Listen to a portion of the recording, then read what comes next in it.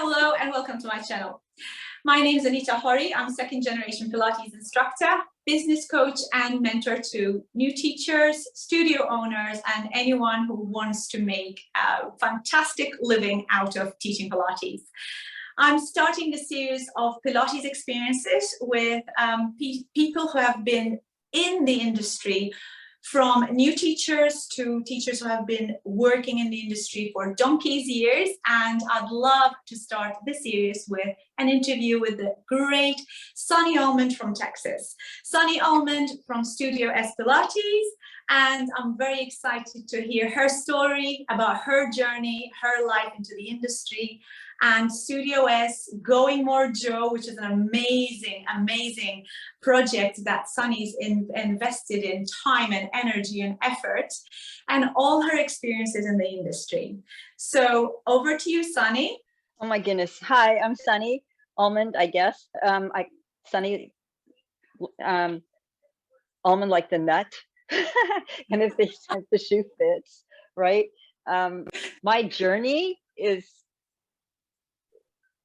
such an accident. You know, if you can accidentally fall forward, that's sort of what happened. And when I fell in love with Pilates, I decided I wanted to be able to do it all the time. So I had my husband at the time build me a studio in our garage, and that's kind of where it started. That's where my teaching, that's not where my teaching started, but that's where my teaching started. So it's great. Yeah, thank you, Anita. So Sunni, let's just take a look back at life before Pilates. Tell me a little bit about your journey and what were your pursuits? What were you doing at the time? Well, at the time, when I first started Pilates, I was a single parent. I mean, how far back do you want to go, honey? I'm old. So we can go back. We can go back to the old, you know, comic and actress dancer days, and doing mime at the front of the Los Angeles County Museum of Art, and doing things like Room 222 and stuff on TV. Or we can skip ahead and go to hairdresser, studying sports med, working in an urgent care, doing whatever I could to keep a roof over their heads and food in their mouths. And then I taught at it was family fitness. I think now it's 24-hour fitness, but I taught mat exercises that were sort of a combination of like Calinetics and Pilates. And then, I mean, how far back do you want to go? Well, I mean, that's already evolved from there.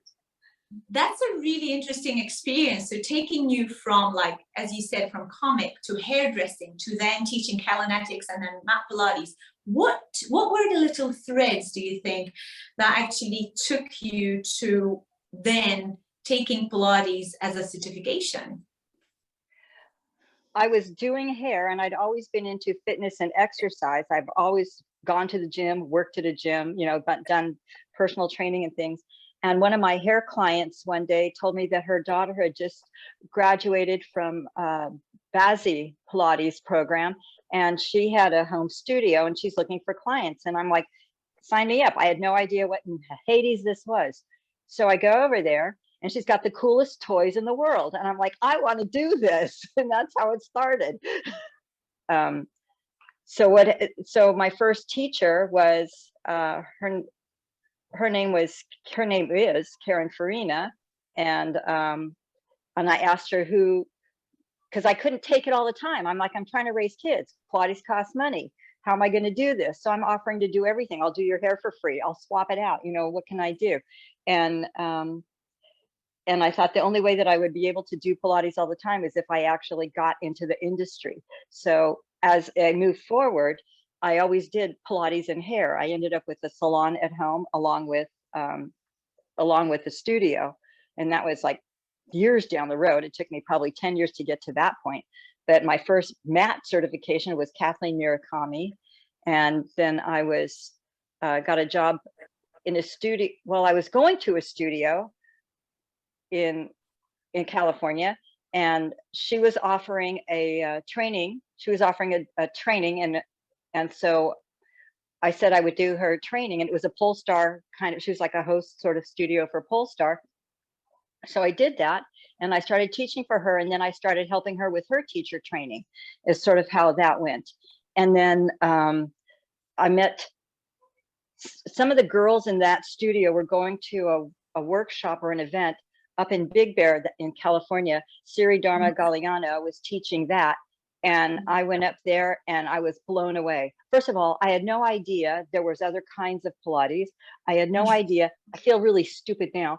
I had no idea who Jane Grimes was. I'd never heard these names, Jillian Hessel, you know, Tiziana Travati, and all these other amazing. I'm leaving out so many people. She had room full of all these like Pilates celebrities, and I had no idea who they were. I thought they were just, well, they are just other people like us, but they're like, oh my gosh, you know, I had no flipping idea. And so we went to, the first workshop was a reformer workshop that Jay was teaching. And my people that I was with, Sunny, go, there's a reformer open, go jump on it. You can do everything, you're an animal. So me, stupidly, I go do that. I then realized this has nothing to do with any sort of reformer I've ever been on, okay? There's no risers, those straps and handles and, you know, all these different things. I didn't get the memo. These people are going through an exercise routine. Jay stood there with his fist in my stomach. God bless him. He didn't say a word. And I'm sitting there going, what do I do next? What do I do next? And I'm trying to follow along. It was a disaster. It was the funniest thing on the planet. Well, I guess you're describing the classical reformer, and then I suppose this is the first time you were introduced to the difference between the classical reformer and the contemporary reformers you've been used to, right? Well, that was the first time I was introduced to that, and I had no idea about a repertoire. Of the repertoire, yeah, I mean, I'm thinking, yeah, I didn't get the memo. These people have some idea, like, was there a list of things that were handed out before? Because I didn't get that. And I was absolutely 100,000% lost and amazed as I watched these beautiful movers going through all these, you know, going through all this stuff. And I'm like, I want that. So I made it, like, so humbled because I was like the animal at the studio that I came from, and I was so incredibly humbled in that moment. And I thought, this is what I want. This is what I want to learn. I want to be the best at this. So that's how it started. Talking about getting thrown in the deep end, Sunny. Yeah. Well, that's how Going Where Joe started. And all I did was I started journaling, you know, writing my experience. And I thought, oh, I'll have 5 Pilates friends. It'll be nice. And they'll support me on Facebook. And Going Where Joe turned out to be a thing. And it's absolutely 100,000% an accident. Well, sometimes the best things come out of accidents, don't they? Apparently. But, you know, what was the first experience when you first noticed that Pilates was starting to really have an impact in your life? So I'm gathering that from this particular experience had a huge impact because you discovered the difference in what you had previously practiced to the classical world. And obviously to meeting, you were very, very lucky, I guess, in that sense that your first real experience with classical Pilates had to be with some of the best teachers in the industry. Oh my God, yes. What was your experience of it? Well, I just wanted to be able to move like that. I wanted to be able to, I thought, because now I'm too old to dance. Nobody wants to see this dance, right? So, and in the gym became always, it was then so rote, you know, the people, you know, people in the weight room throwing their dumbbells around, kissing their sweaty biceps, you know, and I'm like, this is disgusting, you know, and step aerobics, cross and over and, you know what I mean? It's just like, it wasn't inspiring or fun. And this, I thought, well, I can't dance anymore and get paid for it. I mean, I'm sure somebody would, but I don't know. I thought, this is great. I go, you can still move your body, you can do all this stuff, and it's intelligent. You know, there's meaning to it. It wasn't, you're not just throwing your weights around in a, you know, in a gym. I mean, I'm not putting down the gym. I love the gym, but there's a lot of people that go in and just, they say they went to the gym. They don't actually do something, you know, beneficial. And so I thought, here is a way to still be in the fitness world and look at it. It's stunning. The work is stunning. And I wanted to do that. Also, because I wasn't tall enough to be a ballerina. And they talk about, stretch, finding length and all that. And I was in the dance world, I was always surrounded by these, wafy, tall, ballerinas. And I became a jazz dancer because I didn't fit that picture, which is okay. It was okay. I had a great time. But I thought maybe this will get me more towards that, but if you're vertically challenged, you're vertically challenged. Absolutely. And when you had the experience in Big Bear, did you find that you say that you wanted to be, this is what you wanted, you realized this is really what you wanted to do, but was there any part of it where you felt that you didn't really want to accept, or maybe you found that it was very challenging in your pursuit to perhaps turn classical? Well, the challenges were financial, and I got very, very lucky. Siri and her partner at the time, Bill Shinerov, sort of took me under their wing, and they mentored me.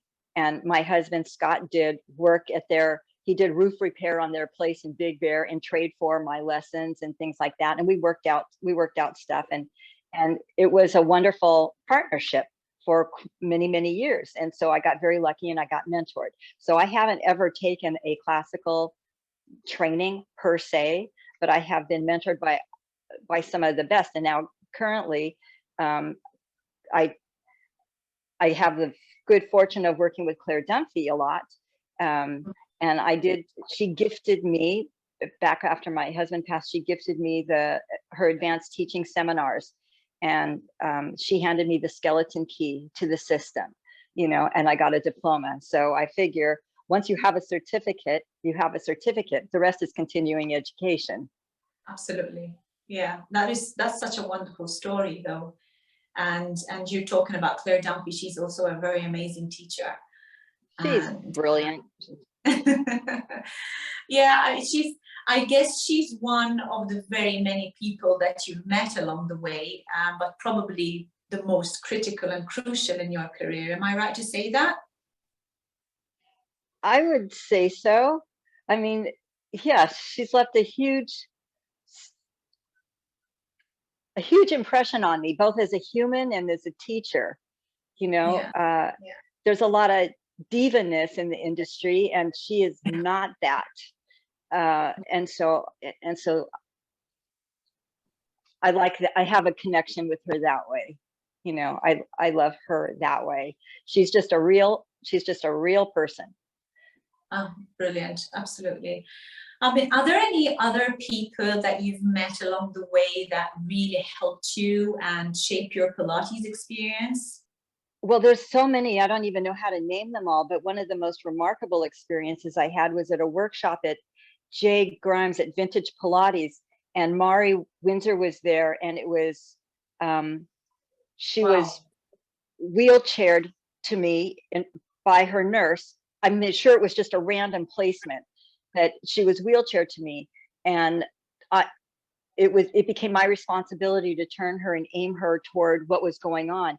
And when she tried to speak, I mean, you learn a lot about the breath when you're listening to somebody who's struggling breathing, and how important it is. So that was a small moment, but it was a defining moment. Honestly. So, but there are so many teachers that Moses Urbano came to my studio to teach a guillotine workshop, and he was great.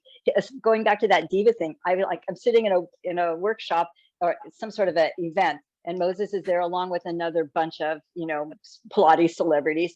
And I remember I had a hard time approaching him because he's Moses. And he said, "Sunny, it's okay, relax. We all put our pants on one leg at a time." And he came to my studio because I'm embarrassed. I have this garage studio in Temecula, California. And will a guy of this, will he come there and teach? Yes, he did. So did Susanna Catroni and Frank Zito, like a bunch of really great teachers. Andrea Maida, Karen Frischman, so many great teachers have come and taught in my studio. It's been fabulous. That is amazing. I mean, how did you manage to get all these connections to come and teach at your studio? Because As you say, like to be honest, like I'm just going to say this, really, for me, it proves the point that it really doesn't matter how flashy or how much investment you put into your studio, as long as you've got the core element of the system and you have the passion for teaching. And I see this happen in many studios where people invest so much money in having this flashy studio, beautiful place, beautiful positioning, and yet they can't get decent clients, or they can't get profitability in their business. And then I see like somebody like you say, you keep saying this was my garage studio, it was my garage studio, yet you had some of the most amazing teachers in the world teach from it. You know, how did you manage that? I was nice. I asked them, you know, you find out what they charge and you figure it out. The thing is that I was teaching online before Zoom came along. So in those days, I figured in order for me to make Pilates affordable, because one of the big issues with me learning was because I was single parenting for all those years, money didn't just like fall into my lap. It was all about taking care of the kids. So learning was a big challenge. In order for me to learn, I had to hire the best. So this is how I did it. I hired the best. I marketed globally, and I taught on Skype, and I did a video backup just in case the internet bailed, so I could send the people that took the workshop, I could send them the workshop. So nobody, if you buy it from me, you own it. You were there. Yeah, right. yeah. So I remember and then these. I do remember these myself, and you're right. They were before COVID. All of them were before COVID, I'm sure, because I do remember connecting with you. Because I really don't know how long we've been in each other's world in Pilates, but I do remember connecting into the videos. And I know for one reason or another, I think the most definite reason that I know I couldn't join any of the sessions was because when you were in California, the times were not right for us being in Europe. And, you know, when you're doing workshops like these, it's really very nice to participate on your own equipment and to get involved live. But I do remember this was a while ago. And yes, I remember you doing them on Skype. And that's a brilliant idea. That was genius of you to do that. Oh God, it was so nerve-wracking too, because I'm completely not techie. So I'd have video camera set up, and I'd have the iPad set up, and have the Skype thing going, but a video backup. And yeah, that was nuts. Those were the days when I paid for my own spot at my own workshop, because I wanted to learn from these people, and I could invite people from, more globally, but I still was paying my spot. And then there was like somewhere in the middle, I started having more people sign up, and I no longer had to pay. So I'm just having the opportunity to learn. And then all of a sudden it became a little bit of profitable. Yeah. So it sort of evolved that way, that it was just completely an accident and out of my own selfish desire to want to learn. But that was a genius idea, and well done. Kudos to you. I remember, I think I did one of the workshops with you actually. I know there was a leather barrel involved, but I can't remember who was teaching. I really can't remember. I need to look back in my files. It was so long ago. But I do. Time. Geez, oh man, it goes to show we're getting on. So this was one of your many challenges that you had in the Pilates process. Yes. But yeah, you managed to pull it through really well. And this was already at the beginning of Going More Joe. It wasn't yet at the beginning of Going More Joe, because I had no idea yet about it. It was still just sort of Studio S Pilates, and I was just trying to learn the classical work. I was trying to get more education. And so the best way to do it is to hire, the second degree teachers, who's the closest I can get, to the original work. And so I just asked, and nobody really told me no. If I could figure out how to pay them, nobody really told me no. So guys, anyone watching this or listening to this, you've got to realize this is as simple as it can be. Just ask. You never know. The worst thing that can happen is that somebody will say no, right? And it never happened. Absolutely. So were there any experiences or maybe anything that you might have felt in your experience up to this stage that maybe was rubbing you up the wrong way, or maybe experiences, conversations that you were having with people that perhaps started to change your mind about the Pilates method or about the industry? Is there anything? Not about the method, but there are those out there that because you didn't train with this at this school, or because I mean, I learned in an apprenticeship sort of way. Well, most classical trainings you end up with an apprenticeship, but I did not have a formal classical training, quote unquote. So there are those attitudes, I guess, from some people that you do it if you're not doing it my way, you're doing it the wrong way. You know, that happens. I still deal with imposter syndrome. Because I didn't have that, even though I have a diploma and I have, you know, the key to the system. Don't we all? We all have the imposter syndrome, you know, and it's just a case of understanding and realizing that you're worth it. You're absolutely worth every single ounce of service that you're giving, because you have so much experience. And, you know, let's put it this way. Let's really just turn this around and say, did Joe Pilates give certifications, give official certifications to people? And the only certifications I know about are of Lolita and yes. Kathy, yeah? Yes. And yes. They were further down certifications. But does that mean that Jay Grimes can't earn his credit for being a teacher, or Romana for that instance, you know, and all the other teachers? So right, exactly. You were taught the right, I'd say you were taught the right way. That's absolutely the way you need to be doing it. It was work. I mean, nobody let me off easy. That's for sure. I earned every ounce of sweat, and there was a lot of it. But I do believe in a qualifying something. Like, I don't believe anybody can hang Pilates on their door and then teach it without having gone through some sort of training in some manner by some reputable person. You know, I don't think. I know, you know, I think, and especially in this day and age when courses are being offered online and there's no tactile cueing, there's no apprenticeship programs, there's just take a certification online. And, you know, I believe that a comprehensive program like we do, and especially when we're looking at such specialized apparatus, then yeah, that's my take on it. I don't know what your take on that is.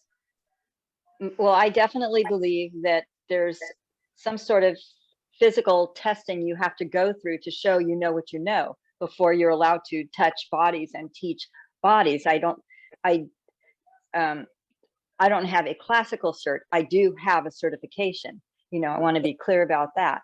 So, yeah. And I have tested. I mean, I did, well, at the time then, I always done third party testing. So I passed the certificate where I first started to teach her training. Then I turned into a teacher trainer there.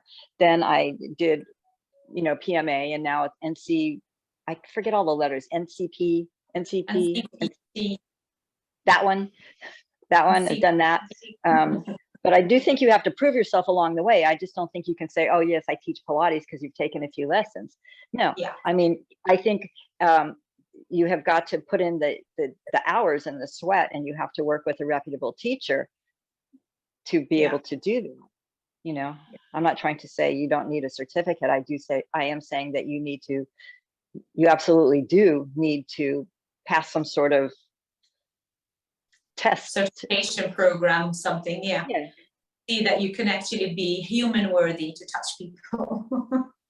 Yeah, exactly. Because there's a lot of things out there that say they're Pilates and they are not necessarily Pilates. And I'm not talking about I don't want to get into that C versus C thing, because I think there's value in anything you spent money on to learn. I believe there's value, you know, what I don't like is training programs that keep you in their program. You cannot seek education outside of that to get your CECs.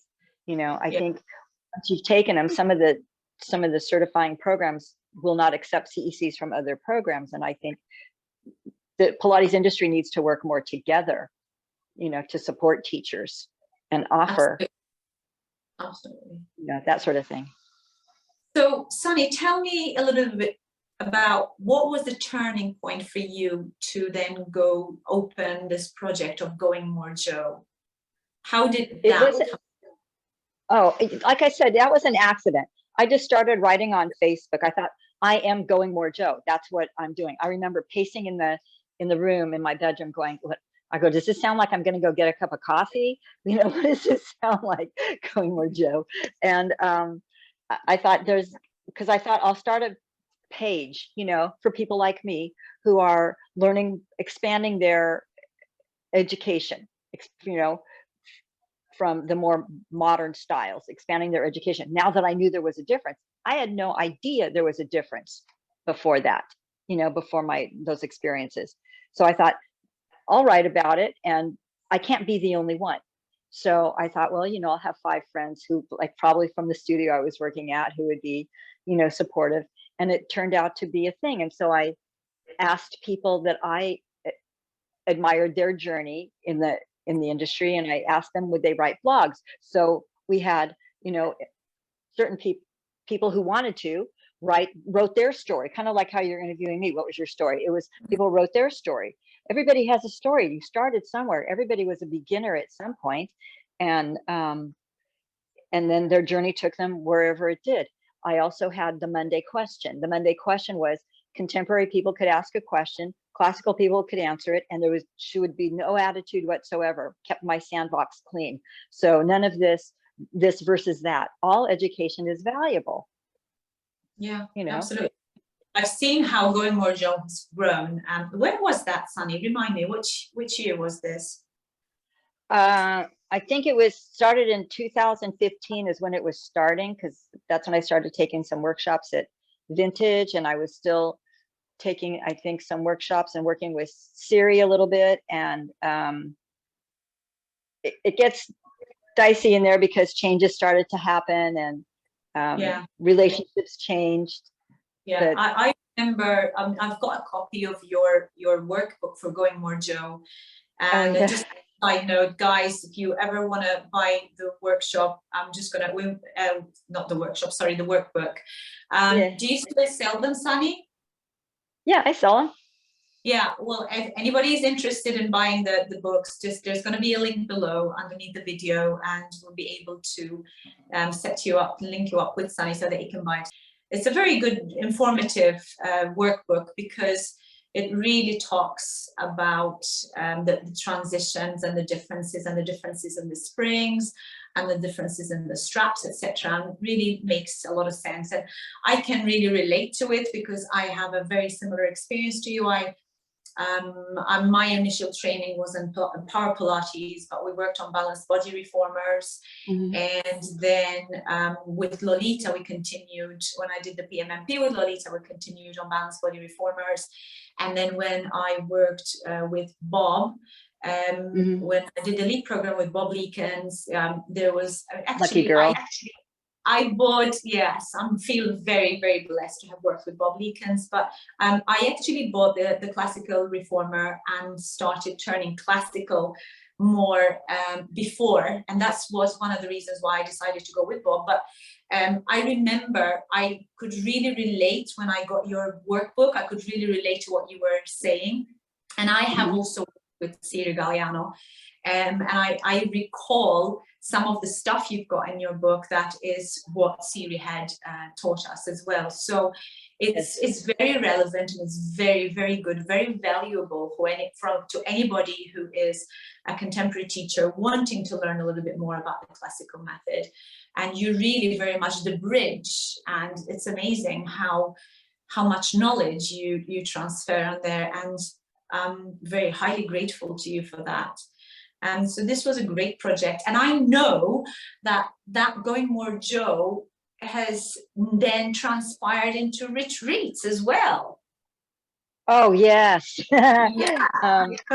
First of all, let me just touch back on the manual for a second, the workbook. Yeah. Claire edited it for me. Kirk James Smith was so generous in giving me the pictures for that. He just Yes. gave them.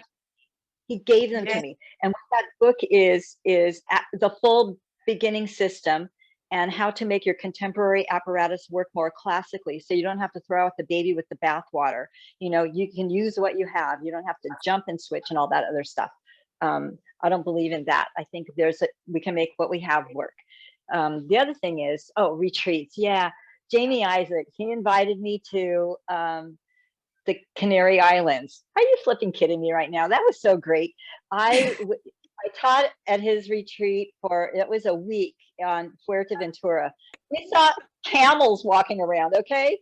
Where can you go and just see like free range camels, okay? And that's because I guess the sand had blown over from the Sahara Desert. So the sand over there was even red. And it was so great. The place was great.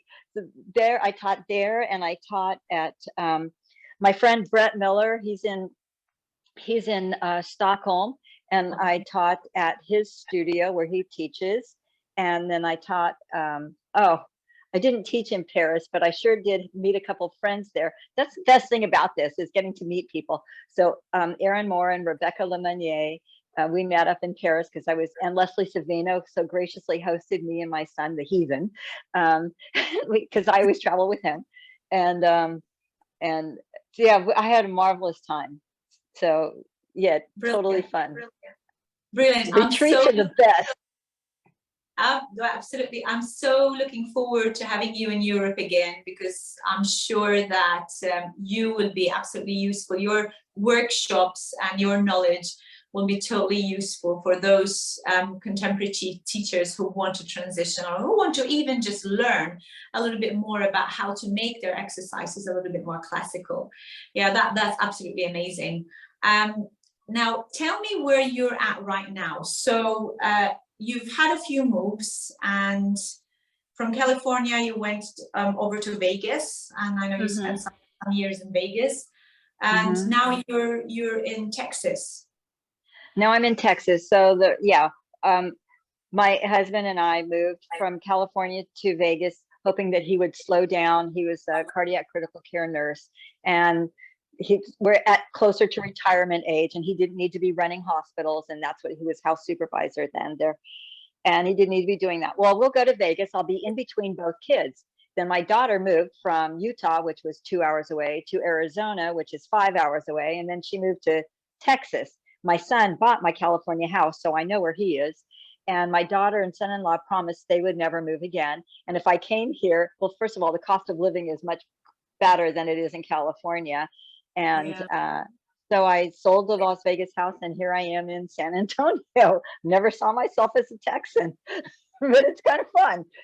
Oh, well, you can never say never nowadays, huh? No, sure can't.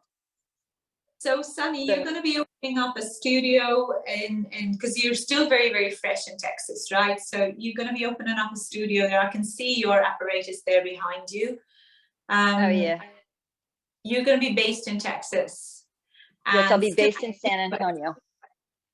San Antonio, and still Studio S. And can you just tell us a little bit more about how the setup's going to be? Do you know at this stage?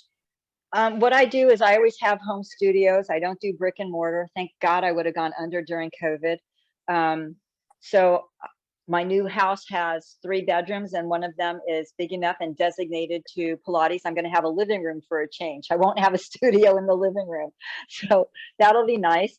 And what I usually do is I call it Pilates pit stop. So teachers can come and stay and learn and have their own workshop if they choose, or you can just come and grab a lesson, you know, so that's easy. And I just had my website changed. So I think you can still look at Studio S Pilates and find me, but I think it's Studio S Pilates TX right now .com. Okay, well, that was going to be with a question about how would anybody wanting to reach out to you, how would they contact you? So the website is Studio S Pilates TX. Yes. Yeah. Okay. All right. Or do you have a website for Going More Joe as well? Well, I had a website for Going More Joe, but they're combined now. It's just you get both in one. It's just easier for me to maintain. Okay. And is there an email address for anyone wanting to reach out to you? Studio_S@iCloud.com. All right. Cool. All right. Well, Sunny, that was amazing. Thank you so much for your call with me, for your time with me today. I'm super excited to have chatted with you and to have heard all these lovely, amazing stories and experiences.